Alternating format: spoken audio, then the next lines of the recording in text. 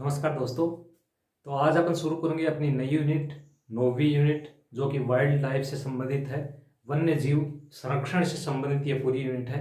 इसका अपन विस्तार से अध्ययन करेंगे। 9th यूनिट, इससे पहले अपन ने पहली यूनिट, दूसरी यूनिट, 7वीं, 8वीं और 10वीं यूनिट अपन ने पूरी कर ली है। आज अपन 9वीं यूनिट शुरू करेंगे। जो नए स्टूडेंट जुड़े हैं वो टेलीग्राम जो अपना चैनल है डक साइंस क्लासेज के नाम से, उस पर जुड़ सकते हैं। वहाँ पे भी मटेरियल आपको काफ़ी कुछ मिल जाएगा। दूसरा, जिन स्टूडेंट को यह लगता है कि हाँ अपन ने कुछ जो इन्वायरमेंट अपन पढ़ रहे हैं आपके लिए बेनिफिशियल है आपके एग्जाम के लिए, तो वीडियो को ज़्यादा से ज़्यादा लोगों को शेयर कीजिए और वीडियो को लाइक करना न भूलें। अगर पसंद नहीं आए तो डिसलाइक भी कर सकते हैं। वीडियो शुरू करने से पहले जो अपन लेक्चर अपना यूनिट 9 नंबर है वाइल्ड लाइफ, उसको अपन शुरू करने से पहले देख लेते हैं। आपके कम्युनिटी टैब में जो आपको प्रतिदिन एक क्वेश्चन दिया जाता है, उन क्वेश्चन पर 4-5 क्वेश्चन पर पहले अपन ने चर्चा कर ली है। कुछ क्वेश्चन आज अपन चर्चा कर लेते हैं। जो स्टूडेंट हैं वो जाकर कम्युनिटी टैब में जितने भी क्वेश्चन दिए गए हैं उनको नए स्टूडेंट वापिस उनको देख सकते हैं। इन क्वेश्चन, ये ऐसे क्वेश्चन है जो इंपॉर्टेंट है, एग्जाम में आने की इनकी संभावना रहती है, तो इनको थोड़ी सी अपन चर्चा कर लेते हैं क्योंकि कई स्टूडेंट जो है इनके गलत आंसर भी दे रहे हैं, तो इन पर अपन चर्चा करनी आवश्यक हो जाती है। क्वेश्चन नंबर 1, अर्थ आवर सर्वप्रथम किस देश ने शुरू किया? अर्थ आवर डे जो है वो सबसे पहले ऑस्ट्रेलिया ने शुरू किया था। ऑस्ट्रेलिया ने इसे 2007 में शुरू किया और प्रतिवर्ष 8:30 से 9:30 बजे रात को लाइट ऑफ रखी जाती है अर्थ आवर डे के दिन।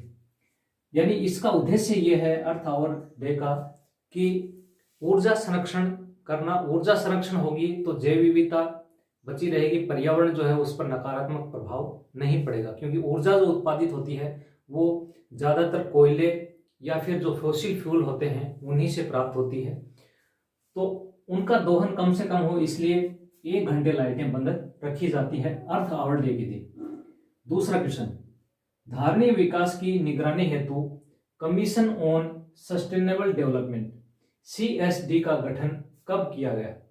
धारणीय विकास यानी सस्टेनेबल डेवलपमेंट हेतु कमीशन ऑन सस्टेनेबल डेवलपमेंट का गठन कब किया गया? तो ये 1992 में किया गया और रियो सम्मेलन जो हुआ था 1992 में, जिसे पृथ्वी सम्मेलन भी कहते हैं, इसे रियो समिट भी कहते हैं, इसमें सस्टेनेबल डेवलपमेंट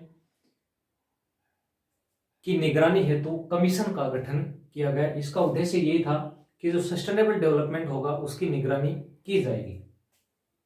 क्वेश्चन नंबर 3, खेजड़ी वृक्ष को राज्य वृक्ष का दर्जा कब दिया गया? तो खेजड़ी वृक्ष को 31 अक्टूबर 1983 को राज्य वृक्ष का दर्जा दिया गया। 31 अक्टूबर 1983 को। अपन ने पहली यूनिट जो की थी यूनिट नंबर 1, उसका लास्ट जो लेसन है उसमें इस डेट में थोड़ा सा डाउट है। वहां पे डेट जो है वो आपको थोड़ी सी गलत बता दी है। उसमें 1978 बताया गया है दिनांक खेजड़ी वृक्ष को राज्य वृक्ष का दर्जा, जबकि इस दिन खेजड़ी वृक्ष जो है मनाना शुरू किया गया था 1978 के वर्ष से। तो ये थोड़ा सा आप करेक्शन कर लेना, जिन स्टूडेंट ने नोट्स बनाए हैं वो थोड़ा सा इसमें करेक्शन कर लेना। राज्य वृक्ष का दर्जा 31 अक्टूबर 1983 को दिया गया। क्वेश्चन नंबर 4, डॉप्सन इकाई का प्रयोग किया जाता है। तो डॉप्सन इकाई का प्रयोग ओजोन परत की मोटाई नापने हेतु किया जाता है। डॉप्सन इकाई का प्रयोग। कार्बन क्रेडिट का प्रायोजन क्या है? कार्बन क्रेडिट का प्रायोजन है पर्यावरण का संरक्षण करना। कार्बन क्रेडिट की अवधारणा क्योटो प्रोटोकॉल में दी गई। क्योटो प्रोटोकॉल में कार्बन क्रेडिट की अवधारणा दी गई, जिसके संबंध में आपको क्योटो प्रोटोकॉल का जो पूरा लेसन आपको बताया है 10वीं यूनिट में, तो उसको जाके आप देख सकते हैं कि कार्बन क्रेडिट क्या चीज है। उस वहां पर आपको पूरे कार्बन क्रेडिट के बारे में, कार्बन का व्यापार जो होता है उसके बारे में पूरी डिटेल से बताया गया है। तो ये 5 क्वेश्चन हैं, इनको आप थोड़ा सा रिवाइज कर लें और हो सके तो इसको अपनी एक अलग नोटबुक तैयार कर लें उसमें, जिससे आपके क्वेश्चन भी डेली की डेली इंक्रीज होते जाएंगे।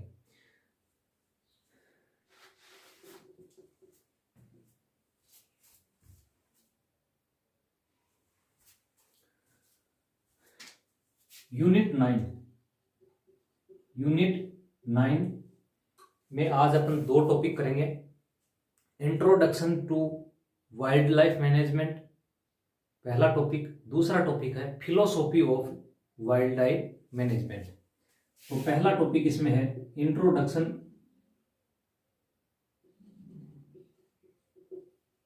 Of wild life management. Introduction of wild life management, मुख्य चीज इसमें है इस लेसन में वाइल्ड लाइफ यानी कि वन्य जीव, ऐसे जीव जिनको मानव उनका पालन नहीं करता है, यानी उसको वो डोमेस्टिक नहीं है। डोमेस्टिक जीव जो नहीं है वो वाइल्ड लाइफ जीव कहलाते हैं। तो वाइल्ड लाइफ ऐसे जीव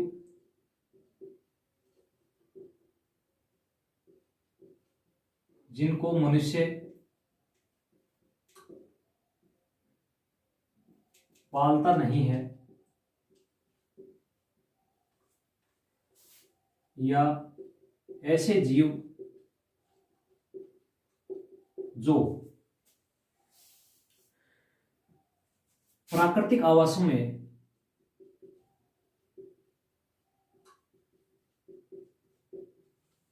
प्राकृतिक आवास कौन से जैसे वन, जल, समुद्र, नदी, मरुस्थल में निवास करते हैं, वन्य जीव कहलाते हैं।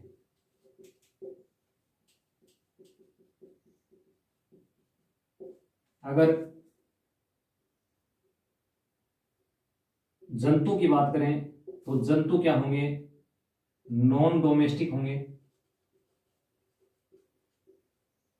या घरेलू नहीं होंगे। और पादप की बात करें तो पादप क्या होंगे, नॉन कल्टीवेबल, यानी जिसकी मानव द्वारा कृषि नहीं की जाती, ऐसे पादप। और ऐसे जंतु जिनको मानव अपने घर में पालतू जानवर के रूप में नहीं रखता है, वाइल्ड लाइफ कहलाते हैं। ऐसे जीव जो जिनको मनुष्य पालता नहीं है, प्राकृतिक आवासों में रहते हैं, वन, जंगल, समुद्र, नदी, मरुस्थल या जलीय जीव जो कि प्राकृतिक आवासों में रहते हैं, वन्य जीव कहलाते हैं। ये तो इसकी होगी डेफिनेशन। अब मैनेजमेंट का मतलब है कि इसका प्रबंधन करना है। वन्य जीव जो हैं उनका प्रबंधन का मतलब ये है कि उनको उन्हीं के प्राकृतिक आवासों में या फिर अगर वो विलुप्त प्राय हो रहे हैं तो उनको कृत्रिम आवासों में उनको संरक्षित रखा जाए। प्राकृतिक आवासों की बात करें तो जो जीव होता है वो उसका जो आवास होता है उसे निके बोलते हैं, NICHE, निके। वह स्थल है जहां पर कोई जीव अपनी संपूर्ण गतिविधियां करता है, वहीं पर रहता है, प्रजनन भी वहीं पर करता है, भोजन भी अपने आसपास के उसी एरिया से ग्रहण करता है। उस जितने एरिया में वो जितनी गतिविधि करता है उसको उसका निके कहते हैं। उस क्षेत्र को क्या कहते हैं, उस जीव का या प्रजाति का निके कहते हैं। तो वाइल्ड लाइफ मैनेजमेंट में इस निके जो है उसका संरक्षण किया जाता है। इसके द्वारा जीव की संख्या में वृद्धि की जाती है। ऐसे प्रयास किए जाते हैं कि जीव की संख्या में वृद्धि हो और जीव को पर्याप्त मात्रा में भोजन मिले, प्रजनन के लिए उसको स्थान मिले और उसके जो बच्चे हैं उनको भी वहाँ पर सुरक्षा मिले। तो ये सारी जो चीजें हैं ये मैनेजमेंट के अंतर्गत ही आती हैं। Wild life management, wild life management एक तरह से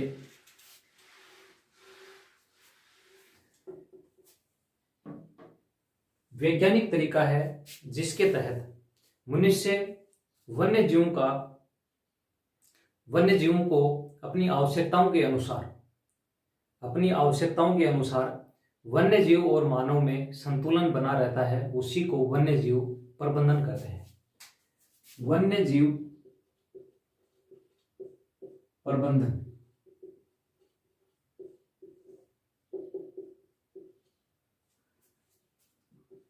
वन्य जीवों का मानव की आवश्यकताओं की पूर्ति हेतु वैज्ञानिक तरीके से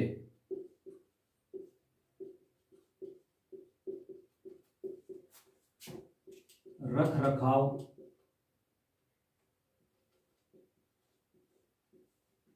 करना वन्य जीव प्रबंधन है। यानी इसमें मनुष्य वैज्ञानिक तरीके से वन्य जीवों को अपनी आवश्यकताओं की पूर्ति के लिए रखरखाव करता है और वन्य जीव व मनुष्य के मध्य संतुलन बना रहता है। अगर संतुलन बिगड़ जाता है तो उसे वन्य जीव प्रबंधन नहीं कहेंगे, क्योंकि मानव जब अपनी आवश्यकताओं की पूर्ति करता है तो अगर उस वन्य जीव पर ऋणात्मक प्रभाव पड़ता है तो उसे अपन वन्य जीव प्रबंधन नहीं कहेंगे। जब इन दोनों के बीच में समन्वय बना रहेगा, दोनों में संतुलन बना रहेगा, तभी उसको वन्य जीव प्रबंधन कहेंगे। विस्तृत रूप में वन्य जीव प्रबंधन एक मानव केंद्रित अप्रोच है। वन्य जीव प्रबंधन क्या है? एक मानव केंद्रित अप्रोच है जिसमें प्राकृतिक संसाधनों का मानव की भलाई हेतु उपयोग किया जाता है। वन्य जीव प्रबंधन विस्तृत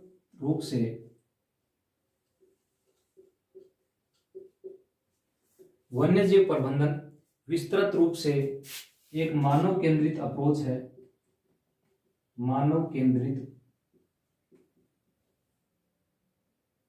प्रक्रिया है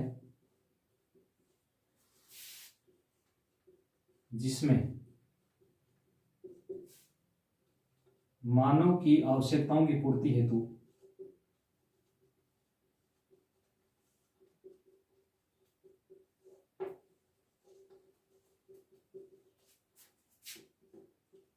वन्य जीवों का संरक्षण किया जाता है।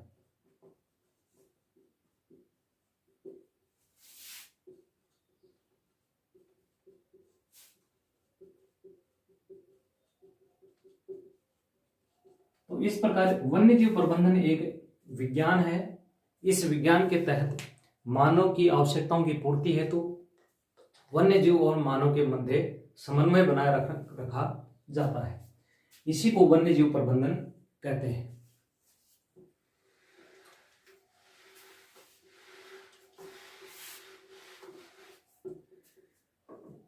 वन्य जीव प्रबंधन एक साइंस और आर्ट का समन्वय है, विज्ञान और कला का यह समन्वय है, जिसमें मनुष्य जो होता है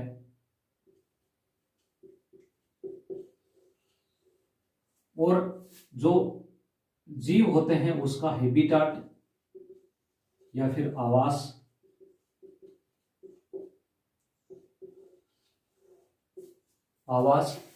और वन्य जीव जनसंख्या,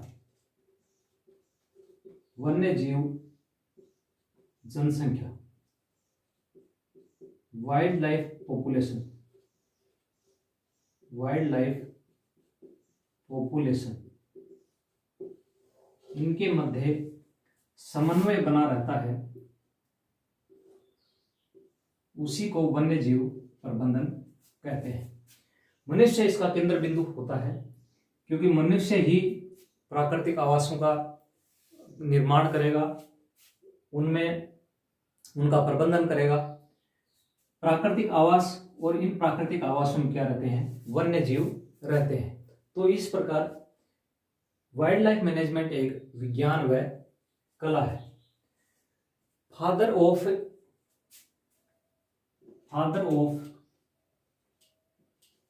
wild life management Aldo Leopold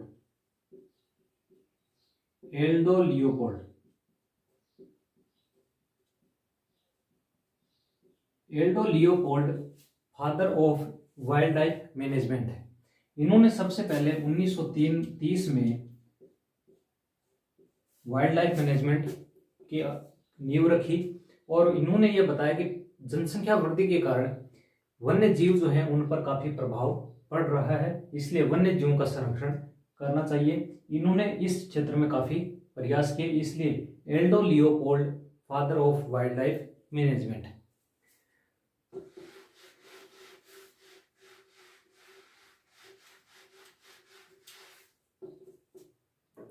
वन्य जीव प्रबंधन के 3 तरीके हैं। वन्य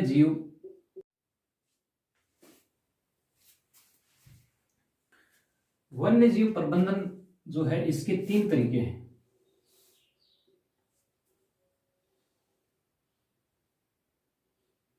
वन्य जीव प्रबंधन के 3 तरीके हैं। पहला है गेम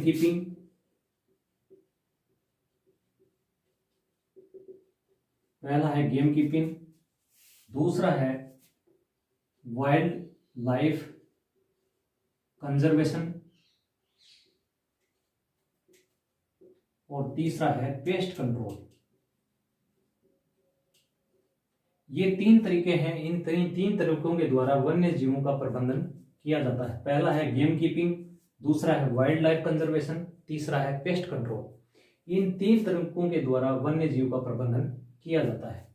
अपन देख लेते हैं गेम कीपिंग क्या चीज होती है। गेम कीपिंग का मतलब ये है कि ऐसी प्रजाति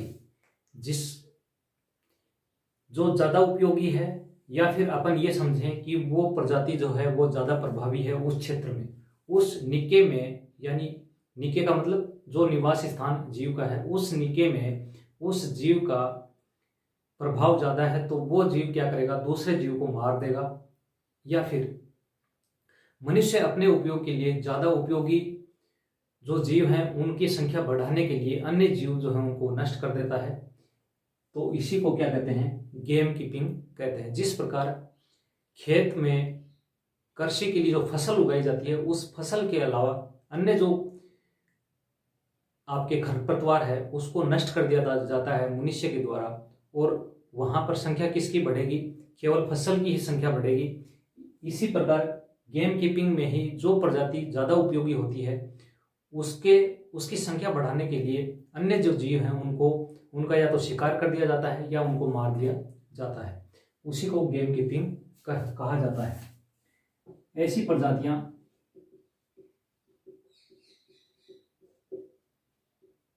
जो ज्यादा उपयोगी होती हैं उनके संरक्षण हेतु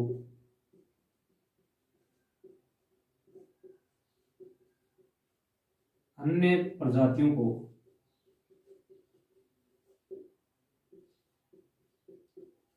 मार दिया जाता है, शिकार करके या फिर अन्य प्रकार से उसको मार दिया जाता है। जिस प्रकार हाल ही में ऑस्ट्रेलिया ने अपने देश में 10,000 ऊंटों को मारने का आदेश दिया, तो वो गेम कीपिंग का ही एक तरीका मान सकते हैं। वाइल्ड लाइफ कंजर्वेशन में वन्य जीवों का संरक्षण किया जाता है कृत्रिम और प्राकृतिक आवासों में। वन्य जीवों का प्राकृतिक या कृत्रिम आवासों में संरक्षण किया जाता है और यहाँ पर अलग अलग क्षेत्र बनाए जाते हैं। उन अलग अलग क्षेत्र के हिसाब से किसी क्षेत्र में प्रवेश ही वर्जित है तो किसी में प्रवेश वर्जित है लेकिन शिकार करना वर्जित है, तो इस हिसाब से वो अपन आगे देख लेंगे। पेस्ट कंट्रोल, पेस्ट कंट्रोल में ऐसी प्रजातियां जो या ऐसे वन्य जीव जो कि सुरक्षा की दृष्टि से उपयोगी नहीं हो या फिर कोई पेस्ट हो, कीटनाशक हो जो कि वहां उपयोगी नहीं है, तो उनको नष्ट कर दिया जाता है। जैसे किसान के द्वारा फसल में लगने वाले कीड़ों को मारने के लिए दवा का प्रयोग किया जाता है, तो पेस्ट कंट्रोल के द्वारा भी प्रजाति को नियंत्रित किया जाता है। किसान द्वारा फसल की रक्षा हेतु रसायनों द्वारा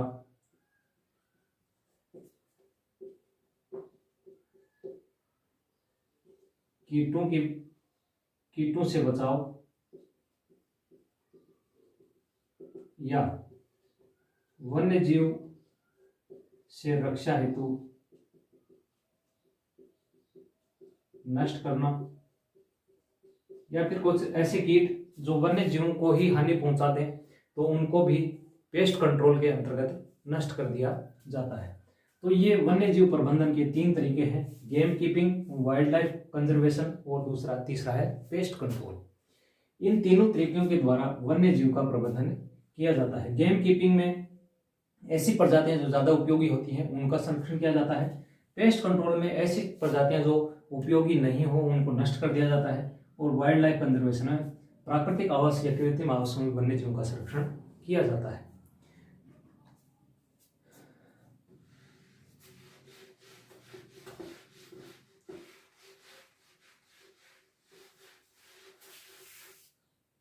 अब है वन्य जीव प्रबंधन के सिद्धांत। वन्य जीव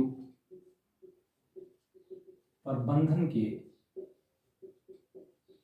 सिद्धांत, principle of wild life management. Principle of wild life management 2 सिद्धांत हैं वन्य जीव प्रबंधन के।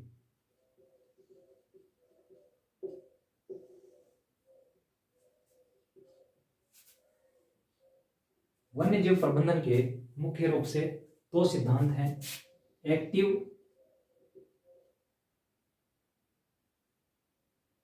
मैनेजमेंट या फिर इसको बोलते मैनेजमेंट, मैनिपुलेटिव मैनेजमेंट। दूसरा है पेसिव, पेसिव या फिर कस्टोडियन मैनेजमेंट।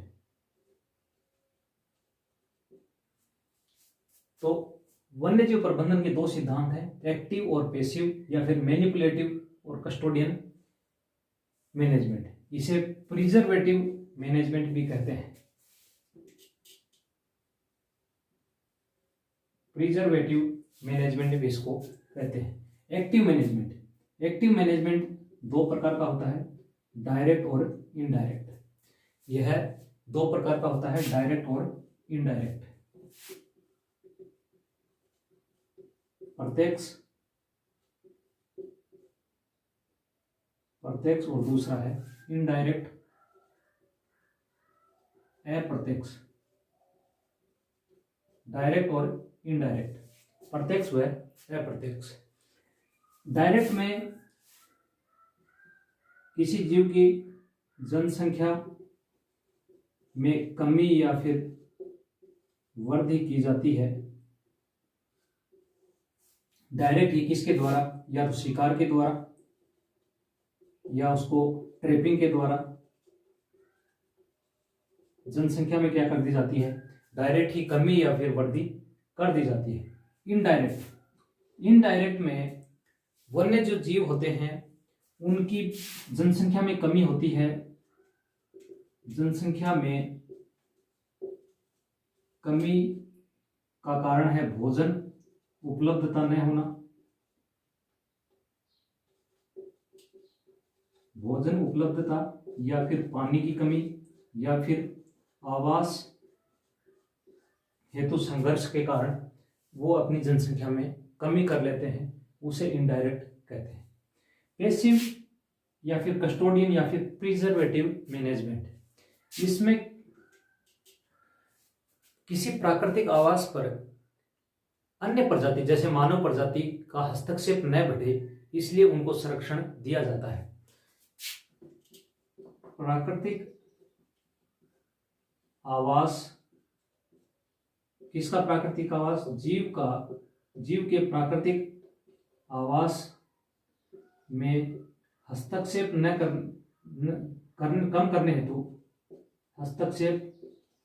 कम करने हेतु संरक्षण करना। किसका संरक्षण करना? जैसे कोई एंडेंजर्ड स्पीशीज, कोई रेयर स्पीशीज, तो इनका जब संरक्षण किया जाता है प्राकृतिक आवास पर, जैसे आपके राष्ट्रीय अभ्यारण्य है, कोई सेंचुरी हो गई, तो इनका जब संरक्षण किया जाता है तो इसे पैसिव कस्टोडियन मैनेजमेंट या फिर प्रिजर्वेटिव मैनेजमेंट कहते हैं।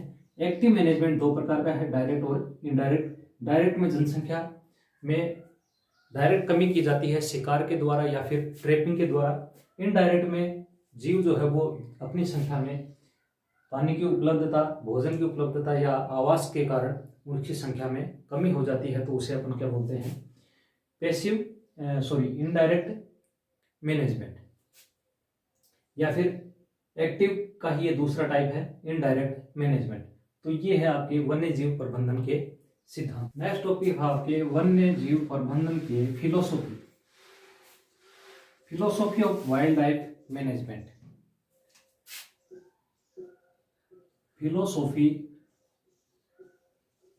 Of wild life management. Philosophy of wild life management, वन्य जीव संरक्षण या प्रबंधन के दार्शनिकता। दार्शनिकता का मतलब यह है कि वन्य जीव का अपन संरक्षण क्यों करें।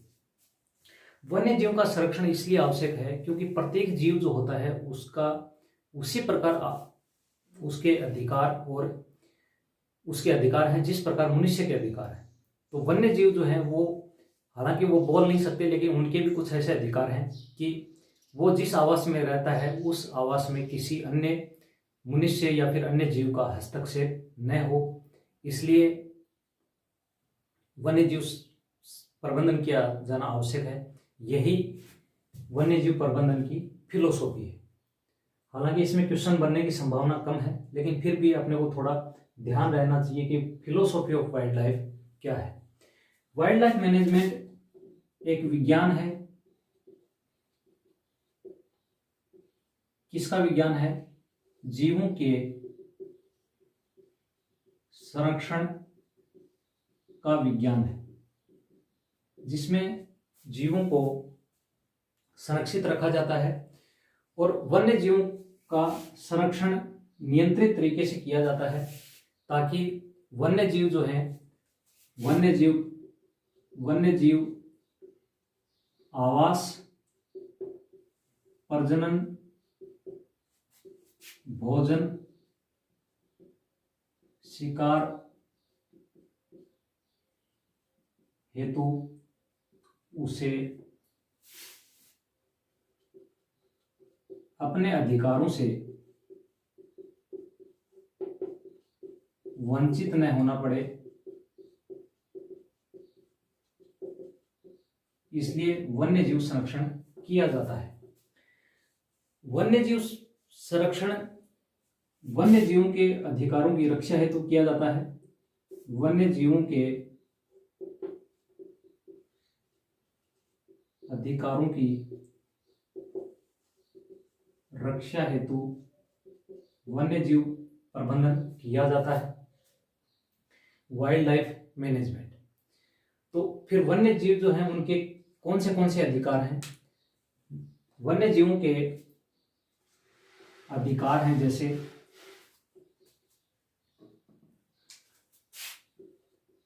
वन्य जीव के अधिकार। पहला, आवास का अधिकार।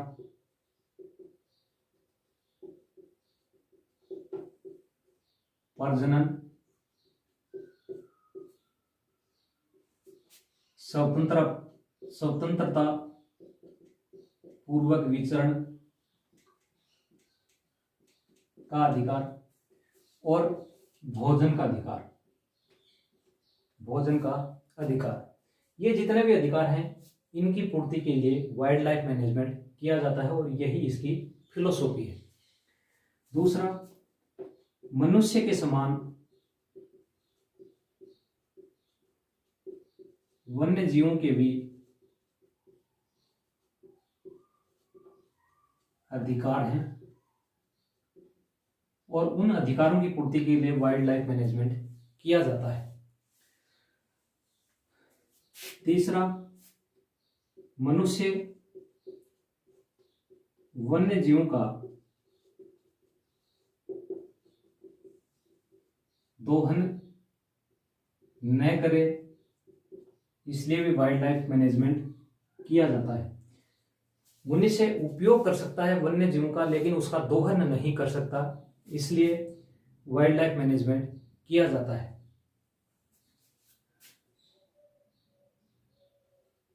वन्य जीव प्रबंधन मनुष्य द्वारा प्रायोजित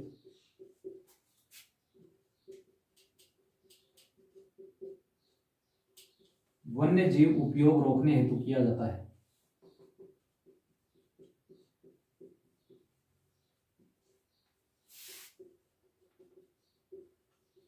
किया जाता है। मनुष्य के द्वारा जो प्रायोजित वन्य जीव उपयोग है, जैसे प्रायोजित में जैसे शिकार करना। शिकार क्यों करेगा मनुष्य? भोजन के लिए कर सकता है, बहुमूल्य चमड़े के लिए कर सकता है, या फिर उसकी जो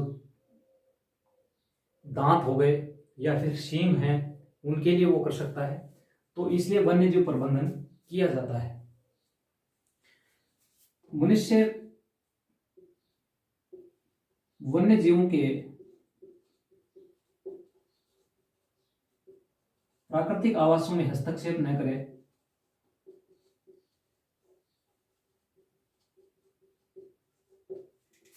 प्राकृतिक आवासों में हस्तक्षेप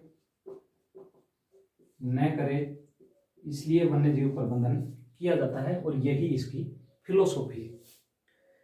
तो इसमें वैसे तो क्वेश्चन बनने की कोई संभावना है नहीं, लेकिन फिर भी थोड़ा बहुत अपने को देख लेना चाहिए। तो अपने 2 टॉपिक आज हो गए, wild life management and philosophy of wild life.